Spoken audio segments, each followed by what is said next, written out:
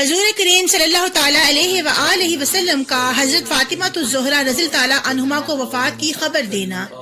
حضرت عائشہ صدیقہ رضی اللہ تعالیٰ عنہما سے روایت ہے کہ ہم نبی کریم صلی اللہ تعالیٰ علیہ وآلہ وسلم کی ازواج مطہرات آپ کے پاس تھیں کہ حضرت فاطمہ الزہرا رضی اللہ تعالیٰ عنہما آپ کی طرف متوجہ ہوئیں، جن کی چال نبی کریم صلی اللہ تعالیٰ علیہ وآلہ وسلم کی چال سے مختلف نہ تھی، یعنی آپ کا چلنا حضور کریم صلی اللہ تعالیٰ علیہ وآلہ وسلم کے چلنے سے مشابہ تھا۔ جب نبی کریم صلی اللہ تعالیٰ علیہ وآلہ وسلم نے آپ کو دیکھا تو فرمایا، اے میری بیٹی مرحبا، خوش آمدید۔ پھر آپ نے انہیں اپنے پاس بٹھا لیا اور ان سے آہستگی میں کوئی گفتگو فرمائی۔ آپ وہ سن کر بہت شدید روئیں۔ جب حضور نے ان کو غمناک دیکھا تو پھر کوئی کلام فرمایا تو وہ مسکرانے لگیں۔ نبی کریم صلی اللہ تعالیٰ علیہ وآلہ وسلم کے مجلس سے اٹھ جانے کے بعد میں نے ان سے پوچھا کہ وہ کیا بات تھی جو نبی کریم صلی اللہ تعالیٰ علیہ وآلہ وسلم نے تمہارے ساتھ فرمائی، تو انہوں نے کہا، میں نبی کریم صلی اللہ تعالیٰ علیہ وآلہ وسلم کا راز افشا نہیں کر سکتی۔ جب نبی کریم صلی اللہ تعالیٰ علیہ وآلہ وسلم دنیا سے تشریف لے گئے تو میں نے کہا، میں اپنے اس حق پر جو میرا تم پر ہے قسم دلا کر کہتی ہوں کہ تم مجھے وہ خبر بتاؤ۔ آپ نے جس حق کی طرف اشارہ کیا اس سے مراد آپ کا ماں ہونا اور حضرت فاطمہ الزہرا کا آپ کی بیٹی ہونا تھا۔ تو انہوں نے کہا کہ ٹھیک ہے، اب میں آپ کو بتا سکتی ہوں۔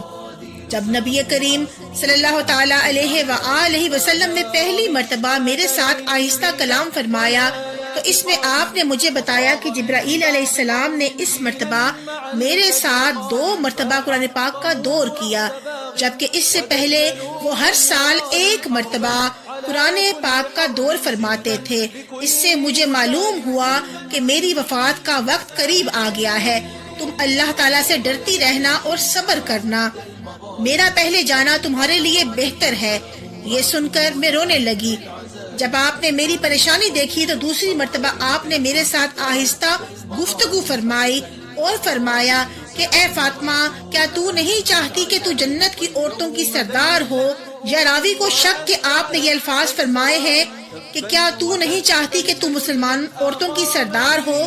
مقصد دونوں کا ایک ہے، کیونکہ مسلمانوں کی عورتوں نے ہی جنت میں جانا ہے۔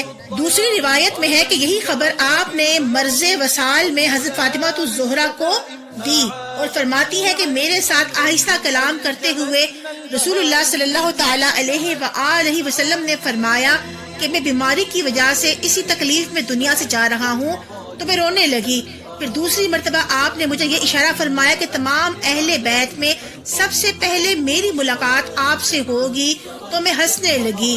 حدیث شریف سے واضح ہو رہا ہے کہ حضور کریم صلی اللہ تعالیٰ علیہ وآلہ وسلم نے حضرت فاطمہ الزہرا رضی اللہ تعالیٰ عنہما سے 2 مرتبہ کلام فرمایا، ایک دفعہ صحت میں اور ایک دفعہ مرض وصال میں، اور آپ نے انہیں 2 بشارتیں دی، ایک جنتی عورتوں کی سردار ہونا اور دوسرا نبی کریم صلی اللہ تعالیٰ علیہ وآلہ وسلم کے وصال کے بعد تمام خاندان نبوی میں سب سے پہلے آپ کا دنیا سے تشریف لے جانا اور نبی کریم صلی اللہ تعالیٰ علیہ وآلہ وسلم سے ملاقات کرنا۔ رسول اللہ صلی اللہ علیہ وآلہ وسلم پر سکرات موت کس طرح سے ہوا؟ حضور اکرم صلی اللہ تعالیٰ علیہ وآلہ وسلم پر سکرات موت اتنی دشوار تھی کہ کبھی آپ کا رنگ سرخ ہو جاتا اور کبھی زرد، کبھی آپ اپنے دائیں ہاتھ مبارک سے اور کبھی دوسرے ہاتھ مبارک سے اپنے رخسار پر انوار سے پسینہ پوچھتے جاتے تھے۔ حضرت عائشہ صدیقہ رضی اللہ تعالیٰ عنہما فرماتی ہے کہ رسول اللہ صلی اللہ علیہ وآلہ وسلم پر وفات کی تکلیف دیکھنے کے بعد میں کسی کے آسانی سے مر جانے پر رشک نہیں کروں گی۔ بخاری نے بھی ایسی ہی روایت کی ہے کہ حضور صلی اللہ علیہ وآلہ وسلم کو موت کی شدت اس لیے محسوس ہوئی تاکہ قیامت میں آپ کی امت کے لیے آسانی ہو کہ ہر مردہ مرتے وقت تکلیف پا کر خیال کرے کہ یہ تکلیف بھی سنت رسول صلی اللہ علیہ وآلہ وسلم ہے، اس خیال سے اس لیے کہ یہ تکلیف راحت بن جائے گی، ورنہ حضور صلی اللہ علیہ وآلہ وسلم کے صدقے سے آپ کے بعض غلاموں کو سکرات موت نہیں ہوتی، نہایت آسانی سے جان نکلتی ہے۔ حضور صلی اللہ علیہ وآلہ وسلم فرماتے ہیں کہ شہید کی جان کنی ایسی ہوتی ہے جیسے چیونٹی کا کانٹا۔ حضور صلی اللہ علیہ وآلہ وسلم کی تکلیف فقر و فاقہ امت کے لیے نمونہ بننے کے لیے ہے۔ حضور صلی اللہ علیہ وآلہ وسلم کے امتی بھی آپ کے صدقے سے بڑے آرام سے زندگی گزارتے ہیں۔ حضور صلی اللہ علیہ وآلہ وسلم فرماتے ہیں کہ ہر رگ میں موت کا درد محسوس ہوتا ہے۔ حضرت سلیمان سے روایت ہے کہ حضور صلی اللہ علیہ وآلہ وسلم ایک قریب الموت انصاری کی عیادت کے لیے تشریف لائے۔ آپ نے اس سے دریافت کیا کہ کیا محسوس کرتے ہو؟ اس نے کہا کہ بہتر ہوں۔ پھر اس نے کہا کہ میرے پاس 2 فرشتے آئے ہیں، ایک سیاہ اور دوسرا سفید۔ نبی کریم صلی اللہ علیہ وآلہ وسلم نے فرمایا کہ تمہارے قریب کون سا ہے؟ انہوں نے کہا کہ سیاہ میرے قریب ہے۔ نبی کریم صلی اللہ علیہ وآلہ وسلم نے فرمایا کہ خیر نیکی کم ہے اور شر زیادہ۔ انہوں نے کہا یا رسول اللہ صلی اللہ علیہ وآلہ وسلم، مجھے اپنی دعا سے سرفراز فرمائے۔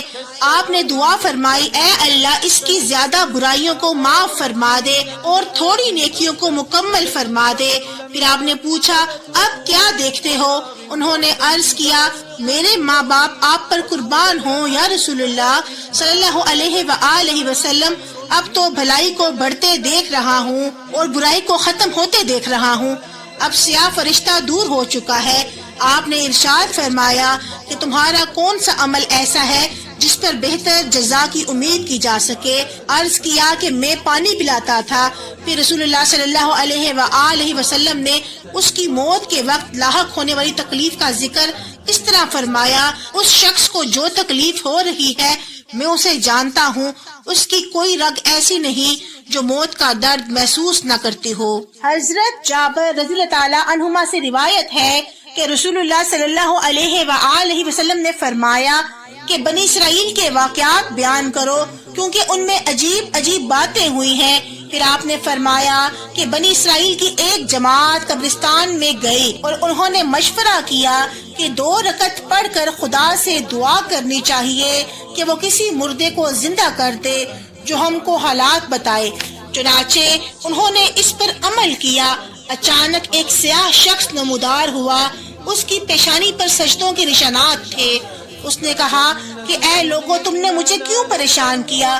مجھے مرے ہوئے 100 سال ہوئے ہیں لیکن موت کی تکلیف ابھی تک محسوس کرتا ہوں۔ اب تم اللہ تعالیٰ سے دعا کرو کہ اللہ تعالیٰ مجھے بغیر تکلیف کے پہلی حالت پر لوٹا دے۔ حضرت شہر بن حوشب سے روایت ہے کہ رسول اللہ صلی اللہ علیہ وآلہ وسلم سے موت کی تکلیف کے متعلق سوال کیا گیا تو آپ نے فرمایا کہ موت کی آسان تر تکلیف کی مثال یہ ہے کہ کوئی شخص کانٹے دار شاخ کو اون میں ڈالے اور پھر اسے کھینچے تو شاخ کے ساتھ اون بھی نکل آئے گی۔ ابن ابی الدنیا سے روایت ہے کہ جب حضرت عمرو بن العاص رضی اللہ تعالیٰ عنہما کی وفات کا وقت قریب آیا تو ان کے بیٹے نے ان سے کہا کہ اے ابا جان، آپ کہا کرتے تھے کہ کوئی عقل مند آدمی مجھے نزاع کے عالم میں مل جائے تو میں اس سے موت کے حالات دریافت کروں گا، تو آپ سے زیادہ عقل مند کون ہوگا؟ براہ مہربانی اب آپ ہی مجھے موت کی حالات بتا دیجئے۔